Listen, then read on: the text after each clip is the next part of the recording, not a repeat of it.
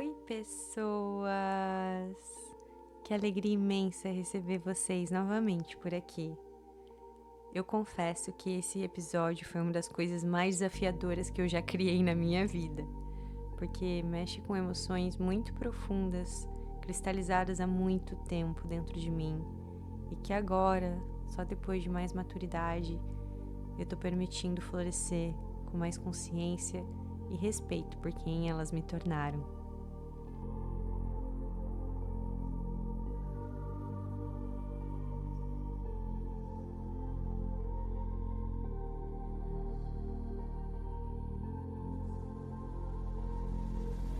Se um dia você já passou por algo semelhante, eu sinto muito pela dor que você carregou. Sinta-se abraçado. E se você ainda está passando por isso, esse episódio é sobre compreender e transformar a dor da rejeição e do abandono.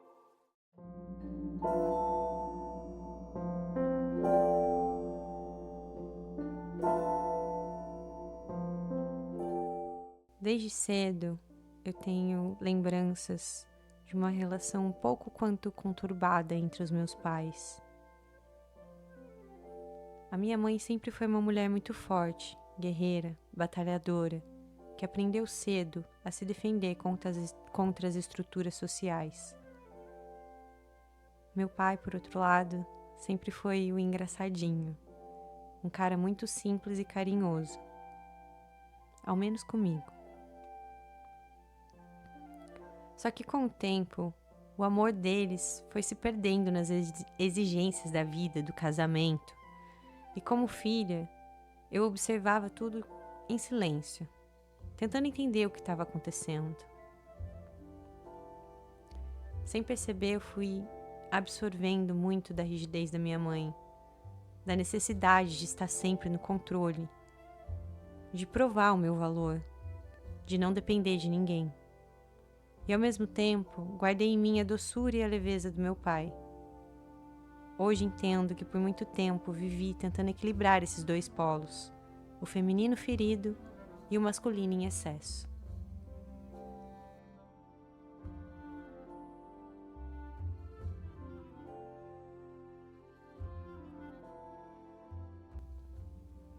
É muito louco parar para pensar no quanto a nossa sociedade nos condiciona a desequilibrar esses dois polos. Eu observo muito em leituras que eu faço, Carl Jung fala muito sobre isso, né? O quanto a gente precisa integrar o feminino e o masculino. O feminino de aprender a receber e o masculino de buscar, da ação, da racionalidade. Mas ambos são codependentes um do outro. A gente tem o nosso momento que a gente precisa de ação, mas a gente também tem o nosso momento que a gente precisa de doçura.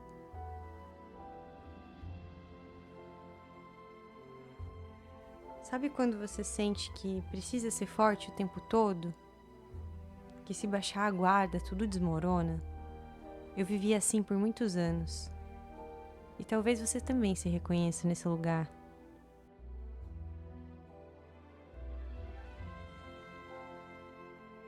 Depois de alguns conflitos, finalmente o divórcio veio à tona, aonde eu achei que as coisas melhorariam.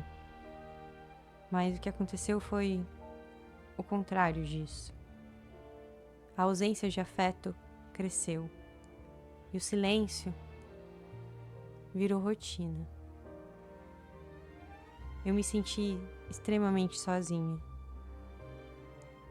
e comecei a buscar nos meus relacionamentos amorosos o amor e a validação que faltavam em casa.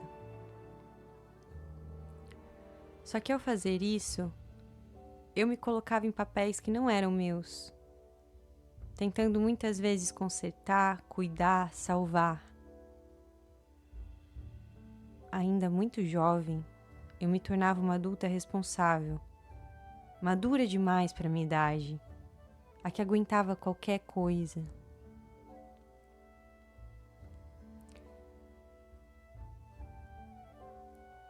Foi um processo e tanto. Mas eu sou muito grata por ter atraído tantas pessoas boas que me trouxeram ensinamentos nesses períodos. Eu lembro de me apegar muito às famílias dos namorados que eu tive, ainda na infância e adolescência, porque eu sentia esse acolhimento, essa comunhão em família entre eles. E não é curioso como a gente atrai exatamente o que a gente precisa curar? Pessoas que espelham as nossas feridas, não para nos punir, mas para nos mostrar onde ainda dói.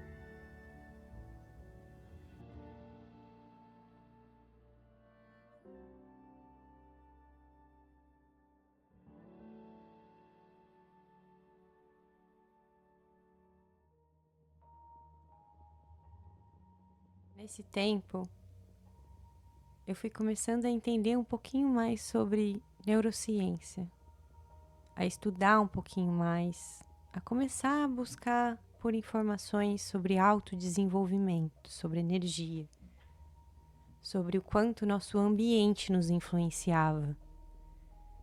E, consequentemente, eu fui me distanciando de muitas pessoas, de muitas formas de vida que até então, com a consciência que eu tinha, eu achava o máximo. Eu vivia no meio de muitas pessoas, trabalhava como promotora de eventos, ainda uma pirralha, recém-feito 18 anos, estava sempre em festas, em festivais, conheci muita gente legal, conheci gente muito alto astral, mas também conheci muita gente doente, que usava desses lugares como bengala, para não olhar para dentro, para simplesmente fugir do que precisava ser visto. E em determinado momento, tudo isso parou de fazer sentido para mim. Eu queria viver uma vida com propósito. Eu queria descobrir quem eu era. Eu queria ser amada. Eu não queria mais ter que vestir máscaras para me enquadrar em alguns lugares e estar alinhada com pessoas que também estavam adoecidas. Eu queria vestir a minha própria pele. Eu queria ser eu. Eu não queria ter que fazer esforço para agradar.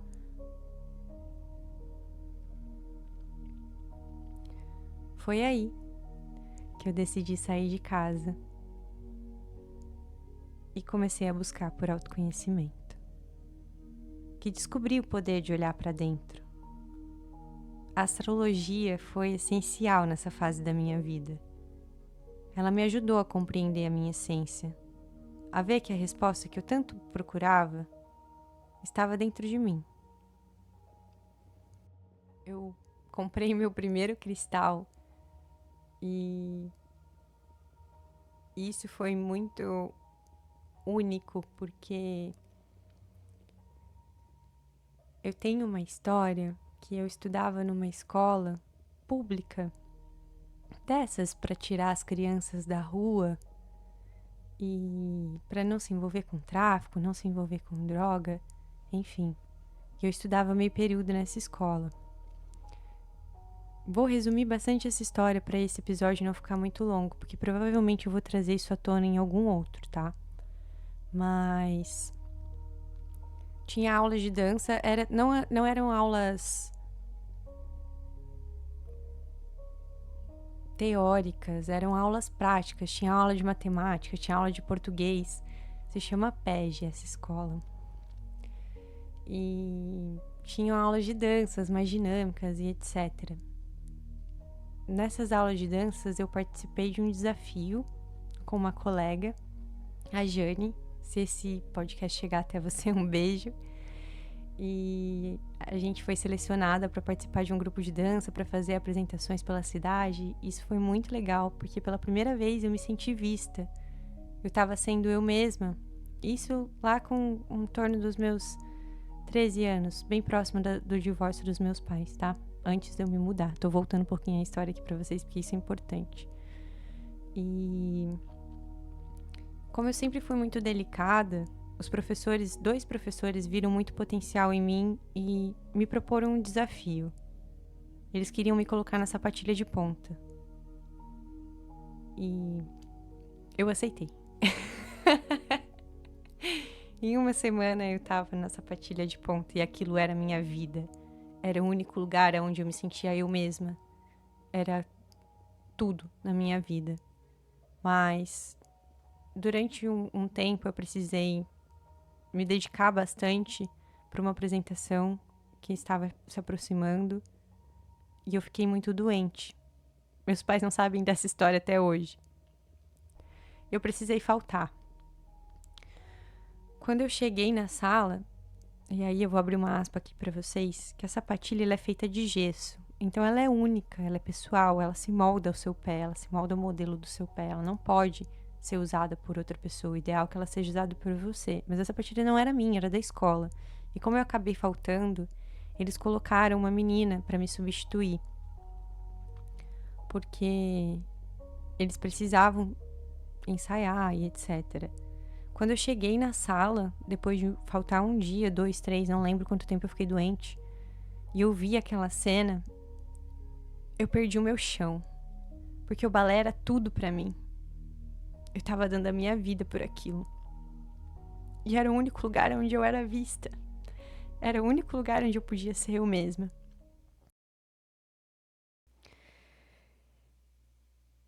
Por que eu tô falando isso pra vocês? Eu vou voltar nisso aqui num outro momento. Guardem essa informação. Eu sempre usava roupas rosas. Era sempre sorteado. A gente sempre tinha que pegar numa caixinha e sortear a nossa cor. A minha sempre saía o rosa. E eu ficava pé da vida, porque eu não queria mais usar o rosa. Eu peguei um ranço, porque vem muito do lugar dessa perfeição que a minha mãe projetava em mim, de ser uma menina doce, ser uma menina gentil, uma menina feminina. E eu não queria responder essas expectativas, eu queria descobrir quem eu era. Então eu desde cedo vim com esse arquétipo da rebelde. E quando eu fui morar sozinha, agora voltando pro timing da história, que eu tinha chegado anteriormente, e eu comprei um curso de astrologia, e nesse curso tinha uma chamada pra gente ir pra uma loja holística e deixar o cristal te escolher. Eu nunca tinha escutado falar sobre cristal na minha vida. E eu fui numa loja que me assustava, porque para mim aquilo era coisa de macumbeira. Eu não tinha a mínima consciência do que significava todos aqueles materiais, símbolos, enfim. Mas eu fui, vesti a cara e a coragem e fui. E a pedra que brilhou para mim foi o quartzo rosa, a pedra do amor incondicional. Naquele momento eu comecei a rir, porque eu falei, não, não é possível. De novo isso. Mas eu me reencontrei naquele momento com a minha espiritualidade. Falei, tudo bem, vamos fazer isso acontecer. Eu aceito o desafio. E eu comecei a meditar com esse quartzo rosa, a praticar yoga, a entender mais sobre mim, a buscar mais por astrologia. E aos poucos, eu fui aprendendo a respeitar os meus processos, a acolher a mulher que eu estava me tornando, a me ouvir, a me cuidar, a me amar, sem precisar me anular. Durante esse período de mudança, eu atraí um relacionamento que me trouxe para Florianópolis. Eu acreditava que eu estava vivendo um amor genuíno, mas a verdade é que eu estava iniciando uma grande transformação. Eu fui abandonada, senti uma traição gigantesca e talvez um pouco da dor que a minha mãe sentiu no passado. Aquilo me rasgou o peito, mas eu não conseguia mais voltar para São Paulo, para casa dos meus pais. Eu já não era mais aquela pessoa. Aquela vida não era mais minha. Não fazia mais sentido. E como muitos de nós, veio a pandemia e eu entrei num conflito interno gigantesco. Eu não sabia mais quem eu era. Eu tinha recém começado a descobrir quem eu era. E de repente eu não tinha mais chão de novo. A minha vida já não era mais minha. Eu tinha deixado um emprego que tinha uma prospecção de crescimento para o futuro. Eu tinha deixado uma casa mobiliada, eu vendi tudo. Eu tinha deixado a minha moto, eu tinha deixado tudo para trás. Eu estava renascendo de novo aqui. Mas alguma coisa me dizia que tinha algo maior aguardando por mim. Eu lembro de mandar mensagem para minha melhor amiga e falar: Nath, eu vou voltar para Taubaté. Eu não tô aguentando a dor que eu tô sentindo aqui, de ter sido abandonada, de não ter grana, de não ter emprego, de sofrer um preconceito numa cidade onde ninguém me conhece e me julga por ser nova demais, imatura demais, delicada demais, que eu não tenho força, que eu não tenho garra para construir um negócio aqui. Minha melhor amiga me respondeu: vem pra cá, visita a gente. Você pode ficar em casa se você não se sentir confortável em ficar com seus pais. Mas não vem mudando. Sente o clima. Se você quiser voltar, eu vou te dar todo o apoio. Mas só vem visitar. Eu lembro de ir. Minha mãe sempre foi contra eu continuar morando aqui em Florianópolis, porque ela não entendia quem eu estava me tornando. Ela já não conhecia mais aquela pessoa, porque eu me desapeguei de todas as camadas que eu tinha criado para encontrar a aprovação dela. Eu estava me tornando quem eu era de verdade. E eu lembro de tocar uma música do Legião Urbana para ela. Na verdade, eu toquei violão, toquei algumas músicas. Ela ficou muito emocionada e ela pela primeira vez me viu de verdade. Ela me olhou nos olhos e me disse: você combina com aquele lugar. Eu acredito que vai dar tudo certo. Pode voltar.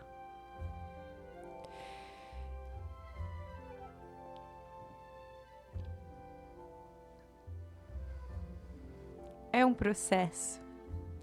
Às vezes bonito, às vezes muito desconfortável. Mas é no desconforto que a gente amadurece.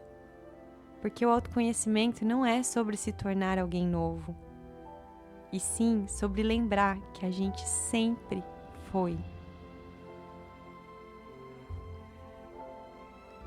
Quando comecei a compreender tudo isso, percebi que o perdão não começa fora, ele começa dentro da gente.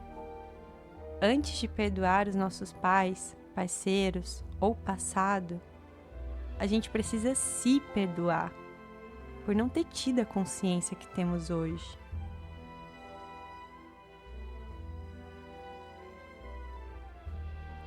Nossos pais também estavam aprendendo, com o conhecimento que tinham, com as dores que carregavam. E nós estamos aqui, com mais consciência, podendo fazer diferente.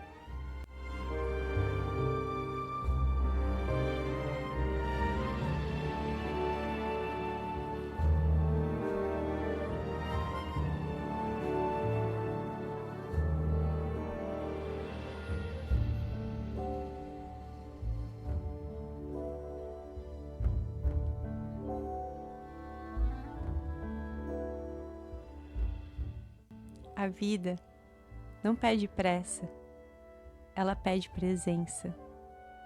Cada vez que visitamos nossas memórias, uma nova emoção desperta. E isso é lindo, porque mostra que estamos vivos, evoluindo.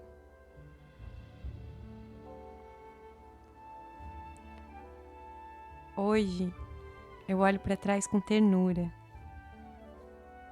Nem o rio, nem o homem são os mesmos quando se encontram novamente.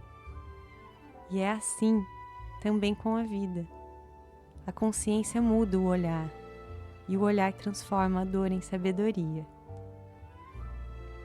Eu gosto de pensar que somos o elo entre o que foi e o que ainda pode ser. Que em nós termina o ciclo da dor e começa o da cura. e que através da nossa voz uma nova história se escreve, por nós, pelas que vieram antes e pelas que ainda virão.